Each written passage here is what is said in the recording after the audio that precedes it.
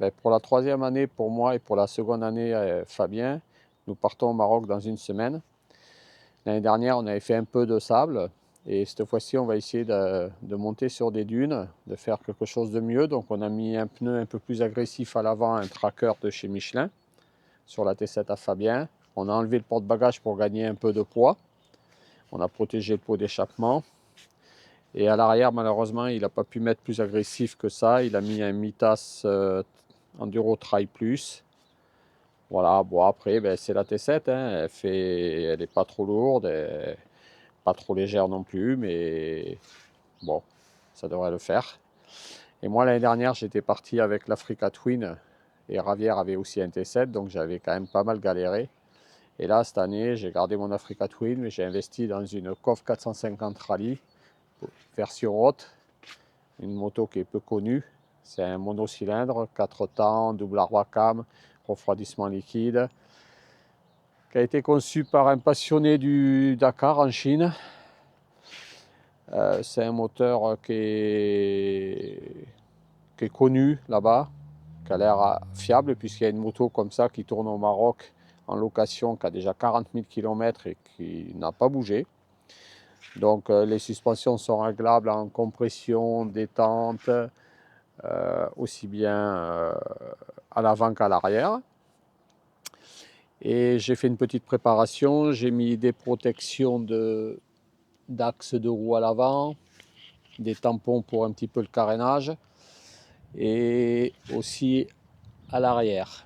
Donc pour le Maroc, afin que la moto ne chauffe pas dans les dunes, j'ai mis une ligne d'échappement un peu plus libre, une pompe à eau renforcée, c'est le couvercle rouge, et puis un filtre à air qui respire en mousse, avec là en l'occurrence une petite chaussette pour protéger un peu plus, et un écu TRC, l'importateur de la moto a élaboré des écus pour avoir un peu plus de performance. J'ai aussi un amortisseur de direction que j'ai monté. J'ai installé une barre pour pouvoir mettre un GPS, des rétroviseurs qui se replient, les protège-mains bien entendu. Et aussi au Maroc, ça tape beaucoup, il y a des pierres. J'ai mis une plaque allure renforcée pour renforcer ce sabot en carbone. Niveau monte pneumatique, j'ai comme Fabien un tracker Michelin à l'avant. Et à l'arrière, j'ai un Dunlop 952. Alors, il n'est pas en 140-80, c'est un 120-90, je crois. Ça équivaut à peu près à la ponte d'origine en largeur et hauteur. C'est pas tout à fait pareil, mais par contre, c'est un pneu qui est très performant dans le sable. Alors, pas autant qu'un Michelin Désert, hein, on est d'accord, hein, sauf que ce pneu, il vaut 80 €, quand un Michelin Désert en vaut 170, quoi.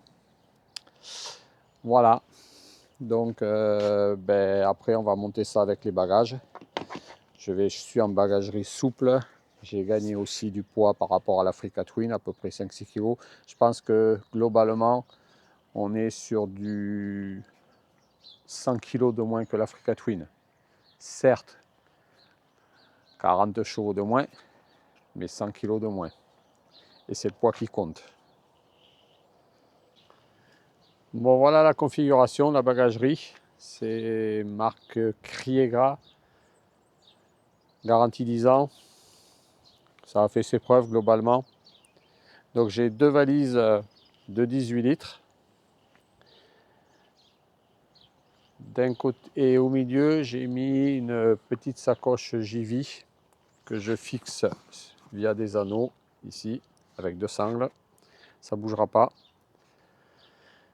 Après, avec une petite sacoche banane autour de la taille et puis un camel bag pour pouvoir boire en route. Voilà. Alors, qu'est-ce que ça contient? C'est Fabien qui prendra dans les sacoches de crash bar, qui prendra le pantalon de pluie et la veste de pluie dans une sacoche avec une chambre à air Et dans l'autre sacoche de crash bar, il prendra son équipement à lui, pantalon et veste de pluie, on ne sait jamais quand même. Plus l'autre chambre à air. Alors qu'est-ce qu'on trouve dans cette petite sacoche JV? On trouve une boîte à outils Facom, bien pratique. On fait déjà beaucoup de choses avec ce style de boîte. Après, ici, j'ai un levier de frein si j'en casse un. Bien sûr, un levier d'embrayage. Ça, c'est une petite poche avec les outils pour démonter l'écrou avant et l'écrou arrière de la roue de la T7. Je vais recevoir l'identique pour la cove parce qu'à l'arrière, c'est du 32. Un petit tournevis, des joints, des vis pour la cove si j'en perds, des bouchons de valve et une petite clé 10-12 pour régler la chaîne si nécessaire. Ça, c'est peu connu, c'est pas donné. C'est une béquille qui permet de lever la moto.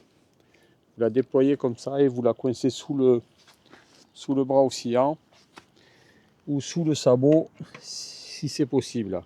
Je sais que j'ai déjà fait en Roumanie où j'ai crevé cet été, j'ai réussi à soulever l'Africa Twin, la roue avant, avec ça, en me prenant sur le sabot moteur.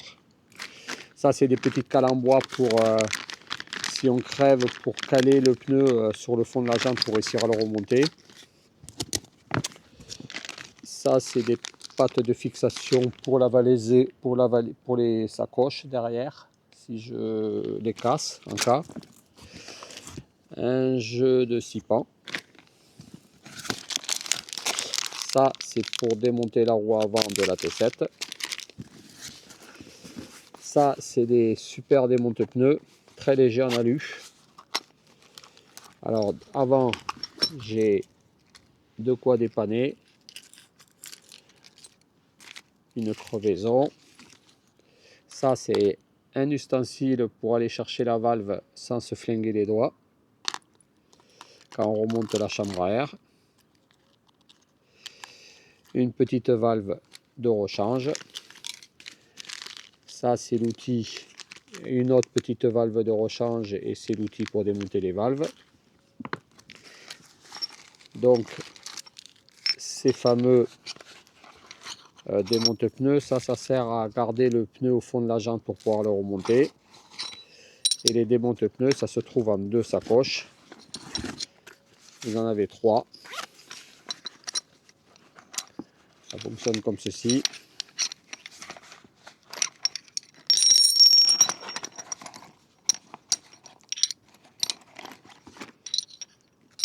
Voilà, donc vous avez un démonte-pneus, 2 démonte-pneus, vous les mettez à fond, hein, mais...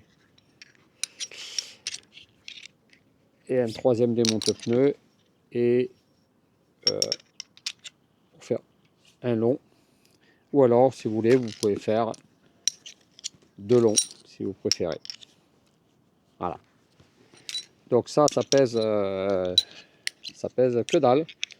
J'ai déjà testé, hein, j'ai démonté, comme je vous ai dit, le pneu en Roumanie sur l'Africa Twin. Et l'année dernière, le T7 à Fabien. Une paire de gants, parce qu'on se salit quand on fait de la mécanique. Du scotch, des riselants, un couteau qui fait outil. Ça aussi, c'est pas donné, mais c'est garanti à vie. Voilà, et vous avez tout ce qu'il y a de possible et inimaginable.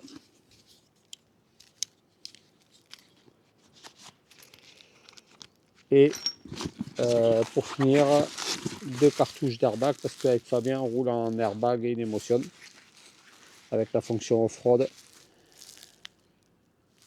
Comme ça, on peut le déclencher.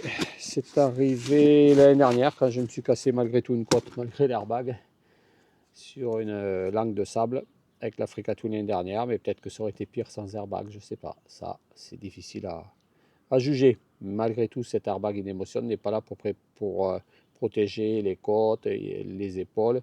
C'est surtout cœur, poumon, foie, rate, colonne vertébrale. Voilà, ça c'est ce qui est le plus important malgré tout. Voilà, j'ai remonté. J'ai protégé les flancs de la moto avec une serviette. Ici, ça me laisse accès au réservoir parce que cette moto a 3 réservoirs, je ne l'ai pas dit tout à l'heure. Un réservoir de 15 litres à peu près arrière et 2 réservoirs, un côté gauche, un côté droit. Et l'avantage, c'est qu'ils sont ici, tout en bas. Donc, tu as un centre de gravité qui est très bas et ça rend la moto extrêmement maniable. Bon, maintenant, qu'est-ce que contiennent ces sacs?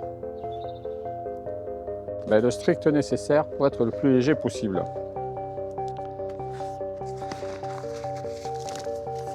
Donc pour commencer, un gonfleur qui fonctionne sur batterie,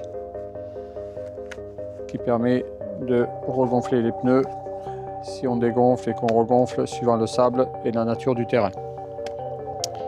Après, une sacoche qui contient les cartes mémoire et les batteries et les chargeurs pour les caméras Osmo 4 que j'ai devant la mentonnière du casque et une Osmo 3 que je mets sur la moto, soit devant, soit sur les côtés. Une trousse de toilette avec du shampoing, du parfum, un rasoir de façon à pas trop sentir mauvais le soir à l'étape. Une trousse de secours avec de l'Imodium, Doliprane, Spasfon, couverture de survie, pansement, etc. Une grande serviette de toilette. Normalement, elles sont fournies, mais c'est pas toujours au Maroc. Et au fond, une paire de chaussures de tennis classiques, basiques. De ce côté, c'est plutôt côté vêtements. Donc, un pantalon et une veste technique pour pas avoir froid sous les vêtements moto. Un maillot de moto. Un deuxième maillot de moto. Ici, nous avons ce que nous appelons des kits avec Fabien. C'est 2 paires de chaussettes, un slip et un t-shirt.